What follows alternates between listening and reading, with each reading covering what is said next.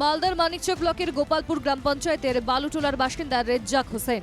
সেনাবাহিনীতে কর্মরত রেজ্জাক উত্তরাখণ্ডে কর্মরত। 2009 সালে বাগবাড়ি লক্ষ্মীপুরে প্রায় 3 কাঠা জমি কিনেছিলেন রেজ্জাক।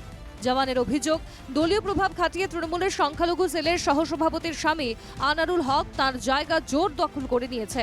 জমির দখল নিতে গেলে তাকে পুলিশের সামনেই মারধর করে আনারুল। আর ওখানে অ্যাপোলো নার্সিংয়ের মালিক আমার জমি দখল করে নিয়েছে। অ্যাপোলো নার্সিংয়ের বউ হচ্ছে মহিলা সংখ্যালঘুর একজন নেতৃত্ব, আর এরা একটা পাওয়ারফুল দেখিয়ে আমাকে জমি জানতে দিই না। গত রোববারে আমি জমি ইনকোয়ারিতে গিয়েছিলাম, আমার এসআইকে আমাকে দুজনকে মেরেছে। আমি পুলিশ এতে ইংলিশ বার থানাতে আমি তুরন্ত কেস করেছি।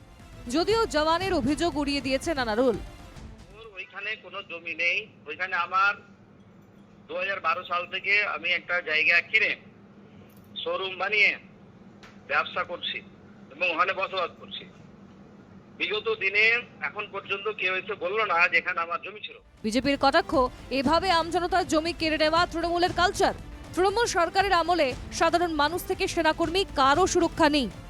তাদের জমি তৃণমূলের নেতৃত্ব হাসবেন্ড তিনি দখল করছেন এবং কমপ্লেন করার পর পুলিশ কিছু করছে না।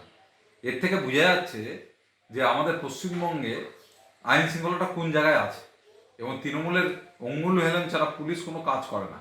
এখানে সাধারণ মানুষ এমনকি সেনাকর্মীর কোনো সুরক্ষা নেই। তৃণমূলের মালদা জেলা সভাপতি অবশ্য এই ঘটনার সঙ্গে দলের সম্পর্ক মানতে নারাজ।